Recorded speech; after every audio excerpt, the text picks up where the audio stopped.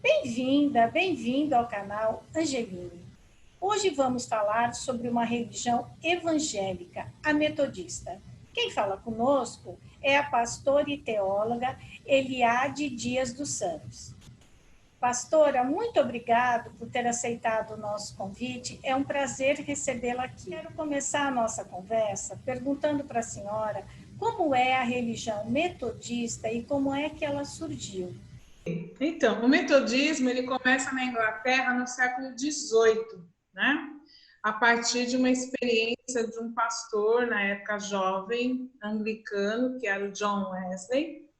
E quando ele era estudante na Universidade em Oxford, ele era um dos líderes de um grupo de cristãos que se reuniam regularmente com o objetivo de aperfeiçoar a vida espiritual. Então, por causa dos métodos, né, de estudo, oração, os estudantes acabaram sendo chamados de apelidados, né, de metodistas. E aí, em 1738, o Wesley se sente chamado a renovar a igreja anglicana. Ele entende que é necessária uma conversão individual, uma transformação da sociedade, e aí com esse movimento começou a crescer na Inglaterra, que acabou resultando na fundação da Igreja Metodista. Ou seja, nós somos uma parte da Igreja Anglicana, né, que aí passou tal para metodista. Quando que a religião metodista chega no Brasil? Com os missionários que vêm, né, para o Brasil, 1838, alguma coisa assim. Eles começam a vir para o Brasil. No começo, eles começam no interior, né? Começam o trabalho missionário no interior, principalmente na cidade de São Paulo, Rio de Janeiro, porque as capitais já tinham lá a questão da Igreja Católica, né? Então, eles começam no interior das cidades e criando escolas, né? Então, a maioria, por isso que a gente tem o Mackenzie começou com escolas presbiterianas, a Universidade Metodista começou com a escola metodista, os batistas, e assim eles vão chegando aqui. E qual é exatamente a crença da Igreja Metodista? O que nos diferencia entre presbiterianos, batistas, metodistas, são questões de interpretação, né? Por exemplo, para os metodistas, a graça ela é benevolente, ela vem de Deus, né? Então, a gente acredita que a graça, né, a misericórdia de Deus é para todo mundo, né? Somos salvos pela graça de Deus, né? Acreditamos também no livre-arbítrio. Então, quem quer acreditar, a gente tem esse livre-arbítrio dado por Deus que a gente pode aceitar ou não, né? Nós não somos calvinistas, a gente está mais para Lutero, né, para os luteranos, mais parecido, né? A gente não acha que Deus cria alguma coisa para nós e aquela coisa é dada e não vai modificar. A graça de Deus, ela pode, né? Obviamente, vai ampliando as coisas, né? O que quer dizer quando a senhora diz a graça de Deus? Deus nos deu a vida, criou o céu e a terra. Até aí é isso? Isso. A graça, ela é proveniente, ela é salvadora, né? Então, todos os seres humanos, no coração de todos os humanos, você pode sentir essa graça que vem de Deus, né? É a presença de Deus em ação. Então, por exemplo, aqui, né? Eu estou vendo aqui, é a própria presença de Deus em ação, na sua misericórdia, que procura levar o ser humano ao arrependimento das coisas que ele faz, né? O ser humano e tal. Então, a graça de Deus é para todos, né? Basta você aceitar essa graça que vem de Deus. A religião metodista acredita em Deus, Jesus Cristo, acredita no Espírito Santo ou não? Isso, é a Trindade. Deus Pai, Filho e Espírito Santo. Nada além disso. E a Trindade é um só em três, é isso? Exatamente. O Deus Trino, né? Deus Pai, Deus Pai, Deus Pai e Mãe, o Filho, Jesus Cristo, né? E o Espírito Santo. E como que a metodista vê Maria, a mãe de Jesus? Ela é a mãe de Jesus, foi a pessoa escolhida por Deus para trazer Jesus ao mundo. Ela não tem um papel específico na igreja, diferentemente dos católicos, né, que colocam Maria, né, a reverência a Maria. Como os evangélicos, em sua maioria, os protestantes, Maria coube a ela a graça, né, de trazer Jesus ao mundo, nada mais. E como que a religião, o pilar da religião é o evangelho, não é isso? Sim, É centrado em Jesus Cristo.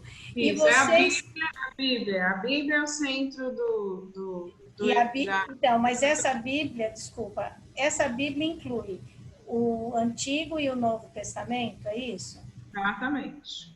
O Novo Testamento, né, como os evangelhos, né, e o Antigo Testamento, que é a formação. Que a fé é professada na Igreja Metodista. Por exemplo, na Igreja Católica, na última ceia, Jesus tomou o pão e o vinho com os seus apóstolos, certo?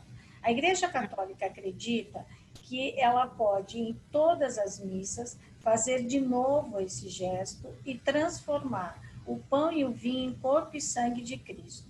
Como que a metodista faz essa cerimônia, se é que ela tem, e como é que ela funciona? Nas igrejas, tradicionalmente, no primeiro domingo do mês, é o domingo que a gente chama da Ceia do Senhor, Santa Ceia, né?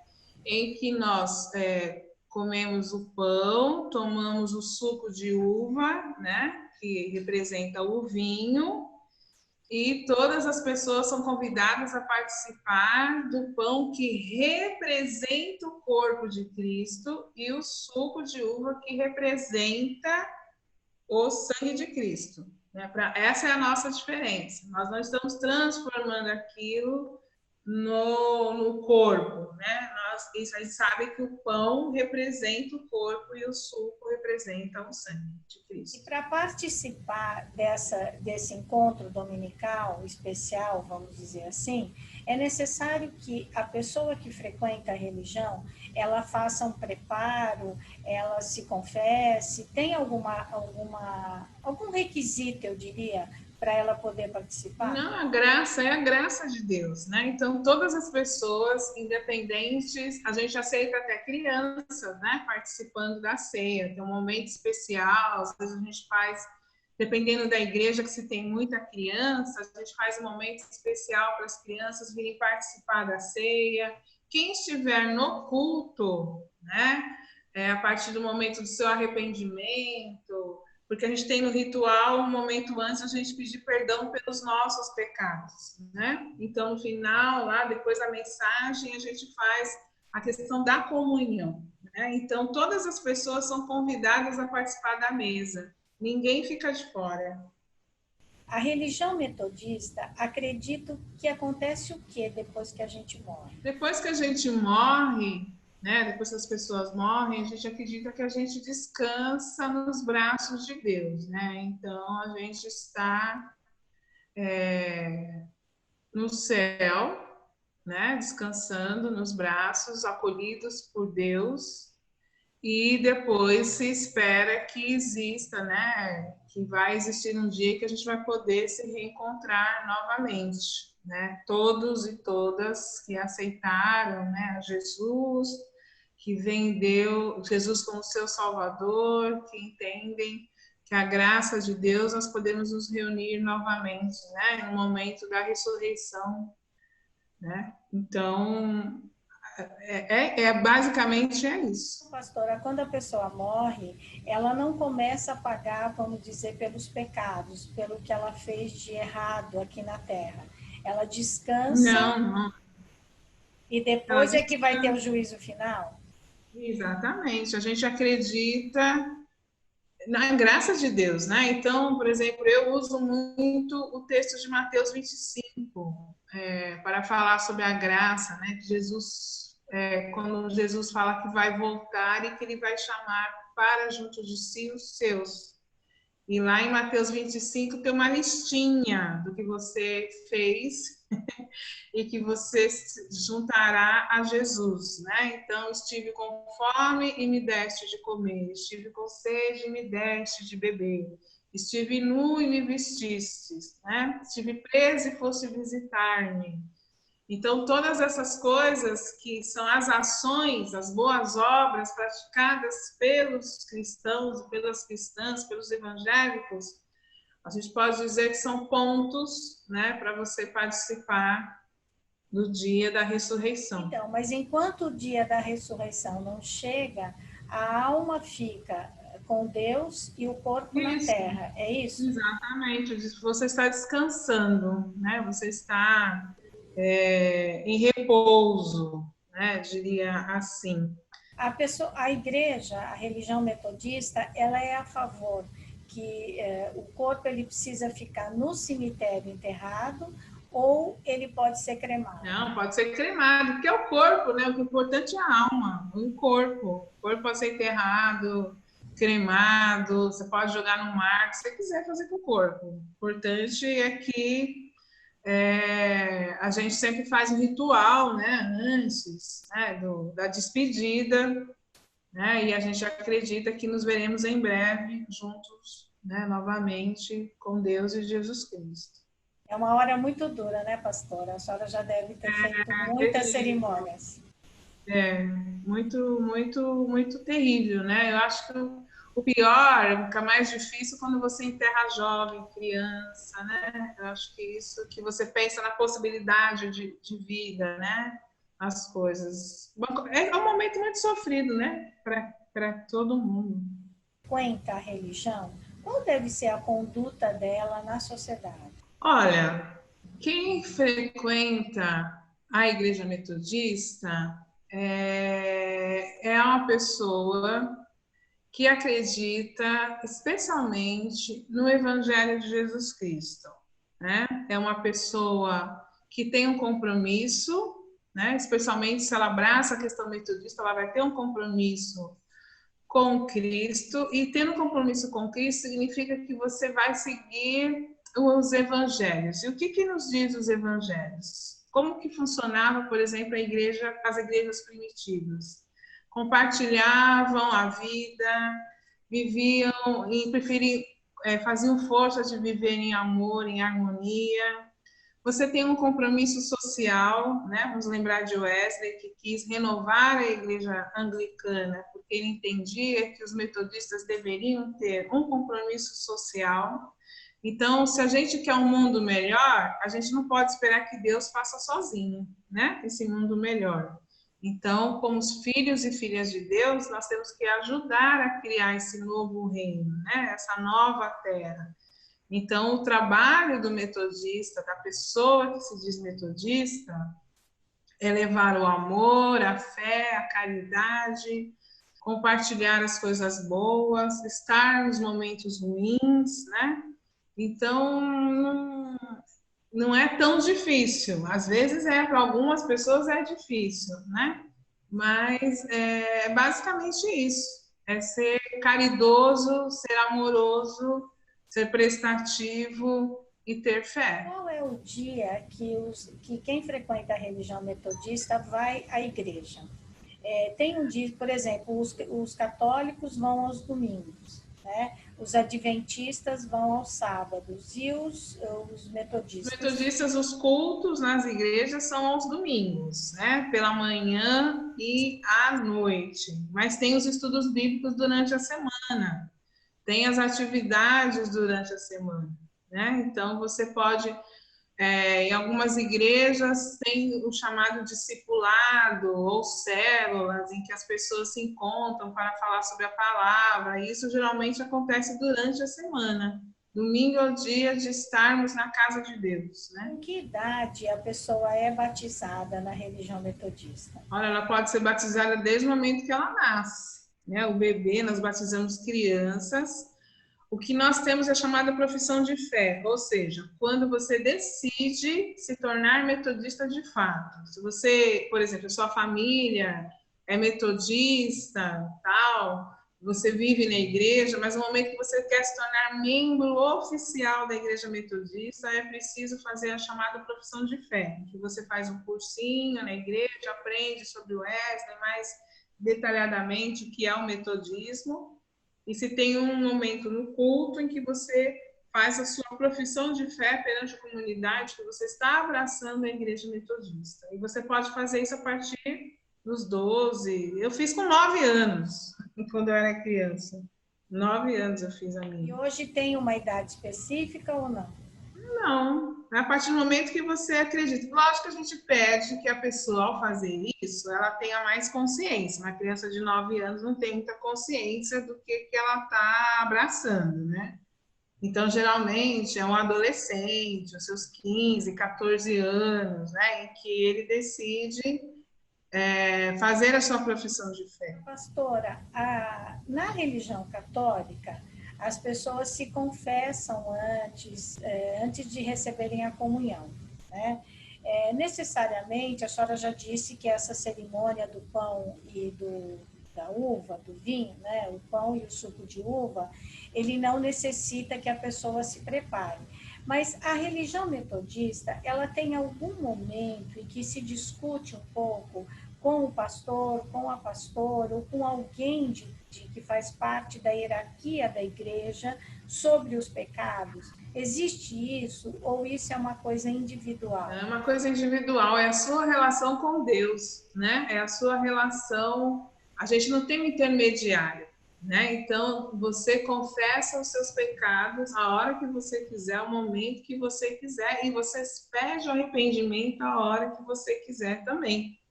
E você confia na graça de Deus, né? Aí que vem a questão da graça, de que os seus pecados estão perdoados. É preciso que você confesse, né? Então, é aí que vem a questão da graça, né? Eu não preciso, lógico, se tem alguma coisa que eu quero comentar com o pastor, com a pastora, eu quero que ele ore comigo, me auxilie nesse momento de arrependimento, esse é o nosso papel. Mas quem te dá o perdão, quem te fala do arrependimento, você é diretamente, não tem um intermediário, né? Você vai direto. Pastora, a senhora é uma mulher negra que faz parte de uma igreja que tem uma hierarquia, que eu imagino que a maioria é branca. Como é que a senhora chegou a ser pastora? Então, a atual Igreja Metodista, ela tem 3 bispos que são negros. Nós somos divididos em 8 bispos, né? E 3 deles são negros. E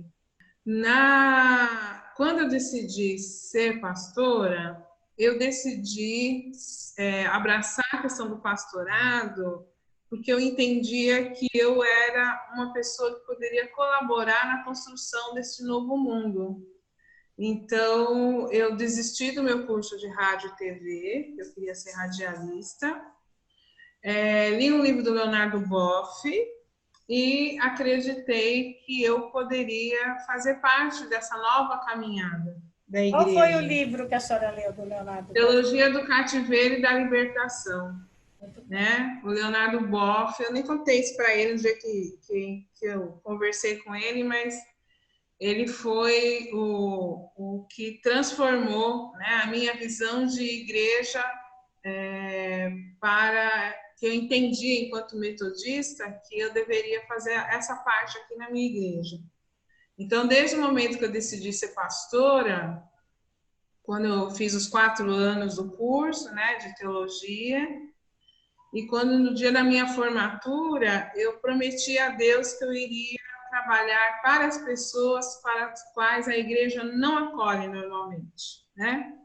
Eu fiz durante o meu curso, trabalhei como voluntária junto com a Pastoral da Mulher Marginalizada e eu fazia o atendimento a mulheres prostitutas aqui na Estação da Luz. Quando a senhora fala em pastora, desculpa, quando a senhora fala em Pastoral da Mulher Marginalizada, a senhora está falando da Igreja Católica, é isso? Isso, na Igreja Católica. Então, e da Pastoral da Mulher Marginalizada. E o curso de teologia a senhora fez aonde?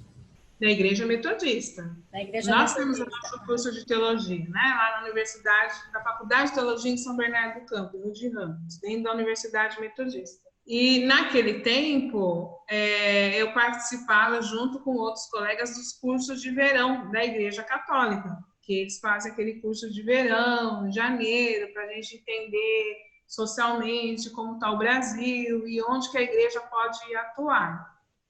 E eu conheci um grupo da Pastoral da Mulher Marginalizada no curso de verão. E elas me convidaram para conhecer o projeto aqui na Luz. Eu vim, conheci, me apaixonei e dediquei 8 anos da minha vida ao trabalho com as prostitutas aqui na Estação da Luz. E depois disso, aí eu coordenei depois uma casa aqui, então assim, eu sempre estive ao serviço, né? Como eu prometi a Deus, que eu iria trabalhar para as pessoas que a igreja regularmente não acolhe. Então você chega na igreja, no culto, você não vê prostituta, você não vê povo de rua, você não vê... a igreja geralmente sai da igreja e vai levar comida para o povo da rua, vai levar um café para o povo da rua, mas o povo não traz o povo da rua para dentro da igreja para tomar café, né? E nem traz o povo da rua para almoçar na igreja. Então, eu decidi que o meu trabalho pastoral seria na rua, com as pessoas. A senhora tem uma igreja, não tem? Sim, eu tenho uma igreja aqui na região central de São Paulo, que está aberta de segunda a segunda, que acolhe as pessoas que estão ao redor da igreja. Nós estamos na região central e nós temos um projeto que é para mulheres e crianças migrantes e refugiadas. No momento por causa da pandemia, a gente está fechado, né? A gente está trabalhando somente com uma parte do projeto, que é... Depois que a gente começou o projeto, nós conseguimos uma parceria com uma empresa de alimentação saudável, que faz comidas naturais, a Free Soul Food. E dentro da igreja nós temos um polo dessa cozinha, dessa empresa. E ela contrata as mulheres do projeto, que são migrantes e refugiadas. Então, nós estamos desenvolvendo essas ações para as mulheres e as crianças, e também tem um atendimento com a população de rua, né? E agora também um atendimento de uma sala em que o pessoal aqui da Estação da Luz, que faz atendimento com as prostitutas, estão fazendo um atendimento de entrega de cestas e sabão para as mulheres prostituídas aqui da Estação da Luz também. Nossa, muito legal esse seu trabalho, né? Esse seu projeto. Eu sigo o que o Wesley dizia: o mundo é minha paróquia, a igreja a serviço do povo. Parabéns, pastora, muito legal. Agora, as pessoas que vão ao seu culto são as prostitutas, essas pessoas refugiadas, ou tem outras pessoas que vão e vão entendendo esse seu trabalho? Como que quem não faz parte do grupo, nem das mulheres marginalizadas, nem dos refugiados, entende o seu trabalho? Quando eu cheguei aqui, na verdade, eu nasci nessa igreja, né? Em 86, eu saí para a faculdade de teologia para ser pastora e estou retornando agora, depois de 30 anos, 2019, que eu cheguei aqui. Então, no primeiro dia que eu cheguei aqui, eu lembrei, né, que a igreja de Jesus Cristo, né, que nós somos seguidores do Evangelho, e uma igreja na região central, era um pecado ela estar com as portas fechadas para os filhos e filhas de Deus, né? Então, as pessoas que estavam aqui na igreja, já estavam aqui anteriormente, depois da gente uma conversa, abraçaram também a ideia de que a igreja estivesse aberta e entenderam o significado de uma igreja a serviço do povo, né? Então, as mulheres e as crianças estão aqui. Quando a gente tem atividades, algumas pessoas da igreja participam.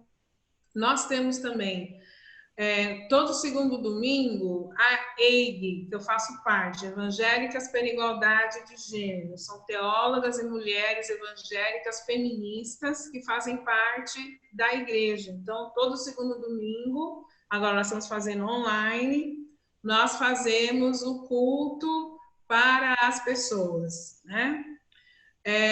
Tivemos também pessoas que são da comunidade LGBTQI, que fazem parte da comunidade, também estão aqui na igreja. E temos o grupo do Movimento Negro Evangélico, que também, né, está aqui conosco. Então, assim, é uma igreja que está aberta para as pessoas, independentes da sua orientação sexual, de se ela é rica, se ela é pobre, se ela está na rua, né? É uma igreja aberta, né, para acolher todas as pessoas, né? Então, eu faço questão de cumprir a minha promessa, né, que eu fiz a Deus, de que a igreja não faria acepção de pessoas. Então, quando eu cheguei aqui no Natal, nós fizemos, o pessoal da igreja ajudou a preparar, nós conseguimos uma doação de pessoas que trabalham no Senac, e nós fizemos a ceia para o povo de rua, mas nós fizemos a comida aqui no salão da igreja. Então, eles vieram, tomaram um banho antes do jantar, ficamos aqui, fizemos a ceia e foi a coisa muito bonita, que até uma pessoa do projeto que estava aqui ficou muito emocionada, porque uma das meninas, umas mulheres que moram na rua, ela pediu para orar e ela disse assim: pastora, posso orar? Posso orar? Eu falei: pode orar. E ela orou agradecendo, porque naquele momento ela estava sendo tratada como gente, né? Então, faz uma diferença enorme você servir a comida na rua e você servir a comida na igreja. E detalhe, nós fizemos vários pratos e as pessoas puderam escolher o que elas queriam comer, né? Então, tinha salada, maionese, rabanada, frango assado, frango cozido, doce, sorvete, tudo que eles puderam, e eles ficaram assim: a gente pode pegar? Pode pegar, para a quantidade que você aguenta comer, né? Que você quer comer. Então, eu não digo para a pessoa o que ela tem que comer, a quantidade. A pessoa vem, senta, escolhe, sentamos todos juntos e foi um ótimo Natal. Nossa, que maravilhoso. Olha, eu estou assim com vontade de conhecer esse projeto. Deixa acabar a pandemia, eu vou aí na sua igreja. Quero conhecer. A Igreja da Luz é uma igreja, aí eu falo sempre no culto, né? Que a Igreja da Luz tem que ser uma luz nessa escuridão que a gente vive, né? Então, esse é um bairro que está perto da Cracolândia, e não faz sentido uma igreja como essa ficar fechada e ficar escolhendo quem entra, né? E quando a senhora fala que todos esses grupos vão e frequentam a igreja, eles participam de um culto normal. Não há um culto específico para negros, para o LGBT, não. É um culto normal, onde todos vão e ninguém se sente assim, nem diminuído, nem discriminado. É isso? Para você ter uma ideia, às vezes, na hora da oferta, outro dia, a Maria, que é uma das mulheres que vive na rua, a gente estava lá, né? A gente coloca a caixinha para as pessoas virem dar a oferta, né? Para ajudar no trabalho da igreja. E ela pede dinheiro na rua, né? Para poder comer e também, logicamente, comprar o crack, né? E aí ela veio com as moedinhas, ela contou quantas moedas ela teve e ela veio e colocou. Na hora da ceia, o povo de rua participa e dá testemunho ainda, né? Eu faço um círculo, todo mundo na igreja, todo mundo é igual, não tem ninguém diferente, e fazemos um círculo e cada um pega um pedaço do pão, o cálice com o suco, e eles cantam, participam do culto. Eu me sinto muito abençoada e agraciada por estar na Igreja da Luz. A senhora citou uma coisa que é uma crítica muito grande quando as pessoas falam dos evangélicos. Eles dizem que os pastores pedem dinheiro demais e que eles fazem isso para se enriquecer. Como que a senhora vê isso? Eu até brinco aqui na igreja, que eu falo, por isso que eu sou pobre, né? Geralmente alguém precisa me lembrar na hora de pedir oferta, né? Porque às vezes eu esqueço muito a questão do pedir o dinheiro, né? É a chamada teologia da prosperidade, né? Em que as pessoas entendem que quanto mais ela der para Deus, mais ela tem. Então é investimento, né? E, logicamente, que esses pastores, essas igrejas, elas não são igrejas, elas são empresas, né? E, na verdade, estão com a preocupação do investimento do capital e obter lucro. Então, todo o desenvolvimento dessa igreja é focada no dinheiro, né? A igreja metodista, ela não tem essa preocupação, né? Primordial. Lógico que todos nós contamos com os dízimos e oferta das pessoas para ajudarem no pagamento das contas de água e luz da igreja, né? Para pagamento de funcionário e etc. Mas a gente, por exemplo, eu aqui na igreja, a gente fala de dinheiro como membro da igreja, a gente tem um grupo restrito que a gente fala sobre questão de contribuições. Eu não falo nunca no culto, jamais eu falaria que você tem que dar 100 para você receber 1.000, ou que se você der 200, você vai receber 2.000, uma bênção, porque Deus a graça, ela é de graça, então não faz sentido você falar de dinheiro na hora do culto, né? Então a gente sempre fala dos recolhimentos das ofertas e quem pode dar. Então eu costumo cantar com as pessoas uma musiquinha que a gente cantava com as crianças, né? Que é não só o dinheiro, mas todas as coisas que a gente tem. Então, eu canto com as pessoas assim, quando a gente reparte o que tem, quando a gente reparte o que tem, não falta nada, não falta nada, não falta nada a ninguém. Que a ideia é lembrar de se repartir, né? Então, nós estamos nessa situação no mundo porque somente um grupo de pessoas quer ter e não quer repartir, né? Que isso que a gente tem vivido. Então, por isso que a Maria não tem nenhum problema em trazer a moeda dela, o dinheiro que ela recebe na rua, porque ela está repartindo também, né? E essa é a ideia. Quando a gente reparte o que tem, não falta nada para ninguém. Que lindo, né? Isso me faz lembrar aquela passagem do Evangelho que Jesus multiplica pão e peixe. Na minha cabeça, Jesus não multiplicou pão e peixe. Jesus disse: tem para todo mundo, é só saber dividir. Eu não sou teóloga, eu não tenho religião, mas eu penso seriamente sobre isso. Isso, esse é o milagre, né? Não brotaram 5.000 peixes, mas quem tinha levado o seu lanchinho repartiu e todo mundo comeu e ainda sobrou, né? Alguns falam, isso é comunismo, isso é socialismo. Não, isso é mensagem do Evangelho, bem antes de Marx, né? Quando a gente reparte o que tem, não falta nada para ninguém. E era assim que viviam as igrejas primitivas, as primeiras igrejas. Se reuniam escondidas e ninguém passava fome, ninguém passava necessidade, ninguém ficava com medo sozinho, todo mundo repartia aquilo que tinha. Pastora, e falando em necessidade, por que é que a igreja evangélica reúne tantos negros e tantas mulheres? Me parece que a maior parte das pessoas que frequentam as religiões evangélicas são mulheres e a maioria delas é negra, é isso? As religiões monoteístas geralmente são mulheres, né? E as igrejas, se você for em qualquer lugar, você vai achar a maioria de mulheres, tanto na igreja católica, né, e nas igrejas evangélicas, né? A comunidade negra abraçou as igrejas neopentecostais, né? E acredito por alguns motivos. Primeiro, a inserção das igrejas dentro das comunidades mais pobres, das igrejas pentecostais, né? Que foram abrindo, o pastor que brigou não sei com quem, abriu uma igreja ali e começou aquele trabalho, né?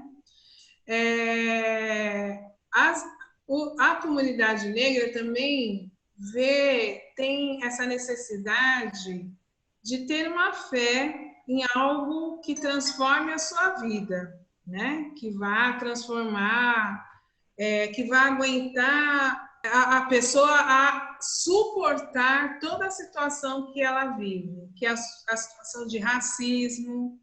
Infelizmente, a maioria de nós, né, comunidade negra, estamos na pobreza. As mulheres negras são a base, né, da pirâmide, são ali que estão embaixo. Uma última pesquisa mostrou que a maioria das mulheres negras ganham até R$ 250 por mês, né? Então, são aquelas mulheres que fazem a faxina ou que, enfim, são os serviços mais subalternos possíveis. Quando eu vou à igreja, primeiro que eu posso dar o que eu tiver. E se eu não tiver, não tem problema eu não dar, né? Tem a questão da comunidade. Eu me sinto acolhida, afinal de contas, entre aspas, somos todos irmãos e irmãs, né? Eu tenho ali um grupo com o qual eu me identifico e que estamos no mesmo patamar. Só existe o pastor ou a pastora, como a igreja tem, mas ele é o líder religioso, né? Então, a migração das pessoas negras, das religiões afro-brasileiras, por exemplo, para as comunidades de fé neopentecostais tem a ver com esse, não que lá não exista o acolhimento, mas existe uma diferença hierárquica, né? Você não tem fulano é isso, fulano é aquilo, fulano é isso. Nós somos todos irmãos, somos todas irmãs e vivemos juntos, né? E as mulheres, obviamente, pelo mesmo motivo. É um local onde eu encontro outras mulheres em segurança, na maioria das vezes, né? Eu estou ali como serva de Deus para ajudar outras mulheres, por isso que tem a sociedade de mulheres. E uma igreja que não tem sociedade de mulheres, geralmente essa igreja é fraca e pobre demais. Porque quem organiza, na verdade, as igrejas são a sociedade de mulheres. Né? São elas que fazem a igreja funcionar, são elas que abrem as portas, são elas que acolhem as crianças, são elas que organizam a igreja na sua infraestrutura. O pastor geralmente cuida do dinheiro e das outras coisas, mas quem faz a igreja funcionar são as mulheres. A sua estrutura, a hierarquia da sua igreja, como que vê o seu trabalho? Que ele não é tão comum dentro dos evangélicos. Não é muito comum. Graças a Deus, o bispo que eu tenho hoje, a gente tem um diálogo. Eu já tive muitos problemas com bispos por não entenderem um pouco a forma que eu trabalho, né? Mas eu não sou sozinha, eu não sou só Eliade. Existem comigo outras metodistas que temos a mesma visão. Então, o importante da igreja é você poder manter esse diálogo, né? Olha, eu não penso como você, não tenho a mesma visão, mas a gente pode continuar junto, trabalhando, né? Eu faço a parte que muitos pastores não fazem, né? Eu estou na rua, eu estou no prostíbulo, eu estou na presídio, eu vou visitar as pessoas no presídio, eu entro, eu não tenho medo de entrar no presídio, eu não tenho problema em abraçar morador de rua. Agora, na época da Covid, tudo bem, né? Você tem que ter um certo cuidado. Mas aqui onde eu moro, por exemplo, às vezes eu estou chegando em casa, eu estou saindo, e às vezes eles estão aqui no farol, eles falam para as pessoas no farol: ai, tá vendo aquela mulher ali? Aquela mulher é pastora, ela é uma santa mulher, ela está sempre com a gente, né? Então, mas eu falo para eles: não, santa não, né? Porque a gente não tem santo. Mas eu sou a pessoa que conversa com eles, que acolhe, né? Então, quando eles estão com fome, eles sabem que se tiver apertado, eles podem bater na minha porta, que eu vou dar um prato de comida, eu vou dar o pão, eu dou a água, mas eu também dou a bronca, né? Converso, você precisa fazer isso, você precisa cuidar disso, né? Então, e se eu, às vezes, estou cheia de doações aqui que eu recebo, fico em casa, eles, pastora, peraí que eu vou ajudar, eles ajudam a levar, e para eles eu confiar, deles pegarem a doação e levarem até a igreja, isso para eles é muito importante, né? Então eu sei que eu posso entregar uma doação que eles vão levar até a porta da igreja, não preciso correr atrás deles achando que eles vão sair com aquilo, né? Eles pegam aqui e levam lá na igreja e me ajudam a carregar as coisas para lá. Então, mas isso tudo eu entendo que é também a questão de escolha, né? Eu fiz essa opção. Como eu disse, eu fiz essa opção e a promessa de que eu iria trabalhar com essas pessoas, com as quais muitos pastores e pastoras têm medo, não gostam do cheiro, é gente que não traz, é um trabalho que não traz visibilidade para a igreja, né? Então, olha, eu não faço esse tipo de trabalho. Né? Como eu perguntei, quantas vezes você foi no presídio? Ai, Deus me livre, eu não quero ir lá, não. E aí esquece do Mateus 25, né? Estive preso e fosse me visitar. Estive com fome e me deste de comer. Fazer cesta e pedir para a pessoa vir buscar é muito fácil. Eu quero ver você levar a cesta onde a pessoa está, saber por que a pessoa está naquela necessidade, entender por que a pessoa está na rua, entender por que aquela mulher se prostitui, né? E aí comete geralmente outro pecado. Não julgueis para não serem julgados. É uma delícia ouvir a senhora falar, porque a senhora fala assim com o coração, com a alma, né? E de quem conta um trabalho concreto, né?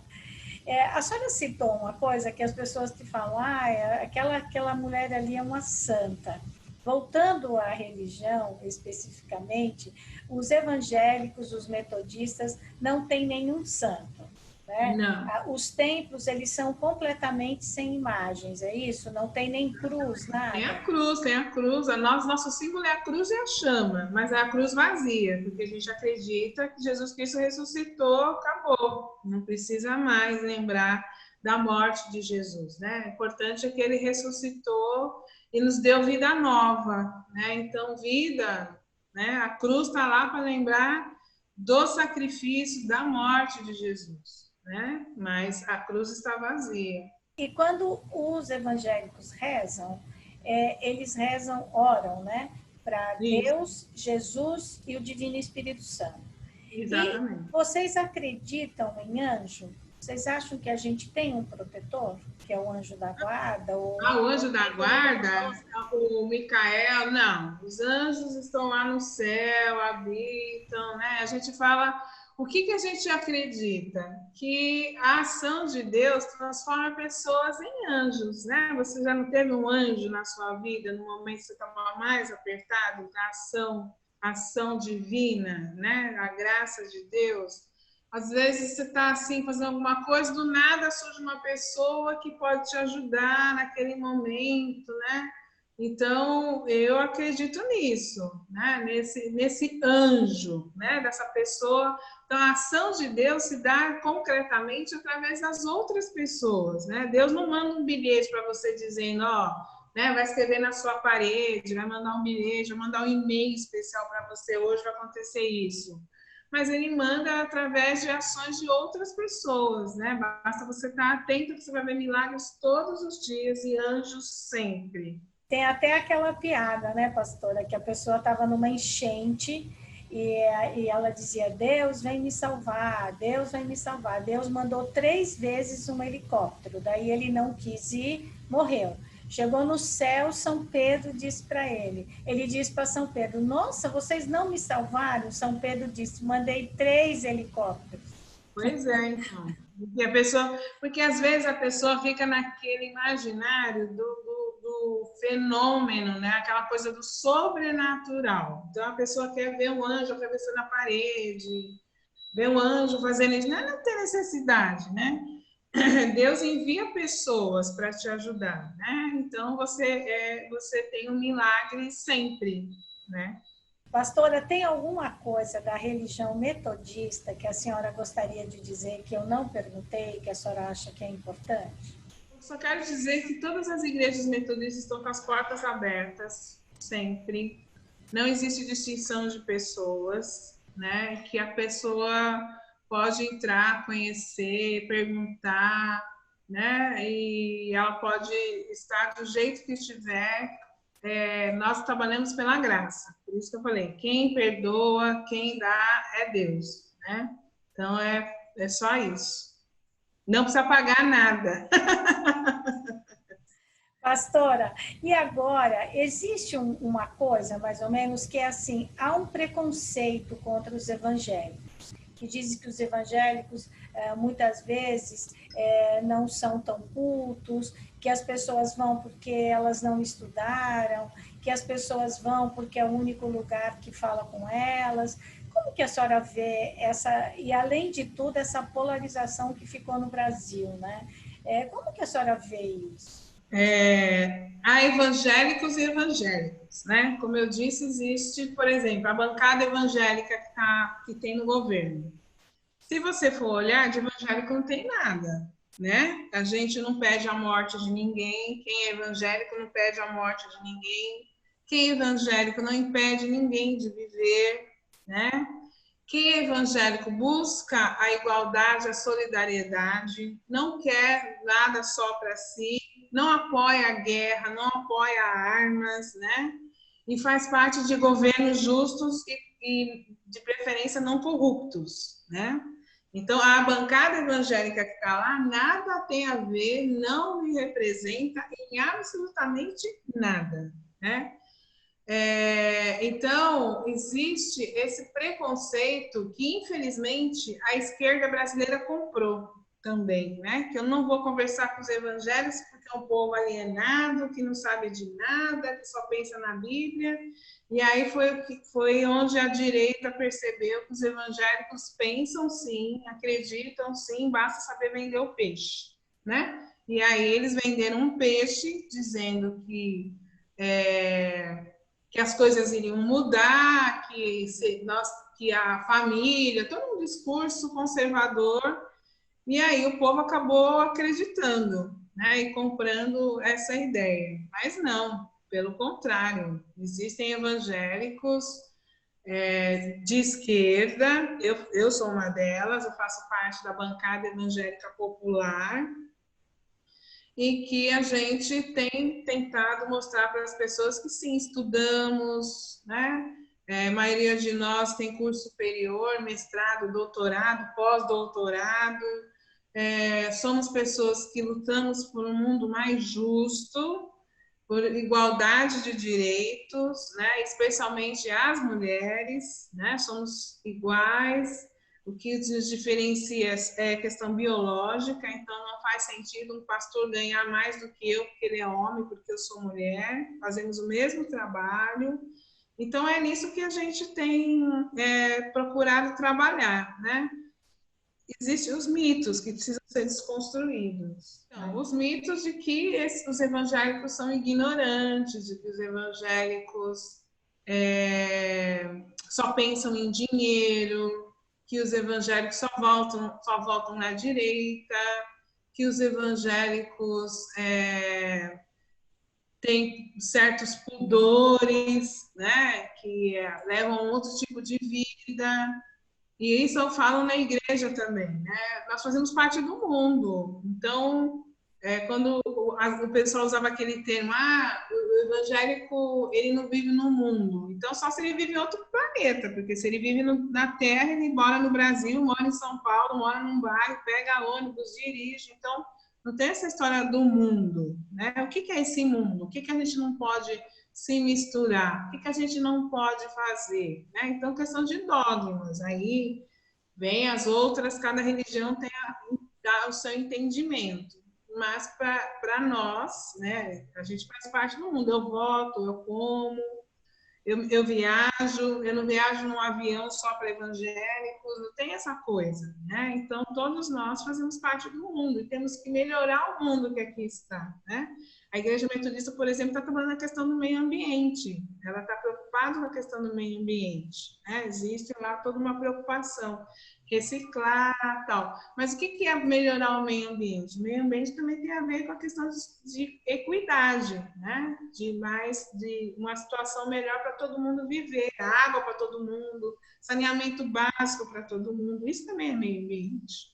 Pastora, qual é o seu sonho para o Brasil? O meu sonho para o Brasil é eu andar na rua e eu não ver famílias dormindo na rua. Eu ir ao supermercado e não ver uma criança pedindo uma bolacha ou algo para comer. Eu saber que todas as pessoas podem caminhar a hora que elas quiserem em segurança, sem medo. As mulheres não precisam ter medo de caminhar na rua, elas podem se sentir seguras, né? Que tem escola para todo mundo, e que essa coisa chamada miséria não exista mais. Esse é o meu sonho para o Brasil. Pastora, a senhora quer deixar uma mensagem final? Quero deixar uma mensagem que, independente da religião que você abraçar, porque religião é uma escolha, né? E aí sim é uma escolha, que você escolha viver bem, ser feliz e principalmente através dos seus atos fazerem outras pessoas felizes. É isso que eu espero que as pessoas façam. Muito obrigado, pastor Eliade Dias dos Santos. A sua conversa é maravilhosa. Eu ficaria aqui por um bom tempo te ouvindo. Te agradeço imensamente, não só o seu trabalho religioso, mas essa sua consciência e essa sua disponibilidade em tentar fazer a nossa cidade uma cidade melhor. Muito obrigada. E assim que a pandemia passar, eu vou fazer uma visita à sua igreja, vamos tirar fotos e a gente vai colocar aqui no nosso canal, aqui no YouTube, no canal Angelina. Muito, muito obrigada. Eu que agradeço. Obrigada mesmo.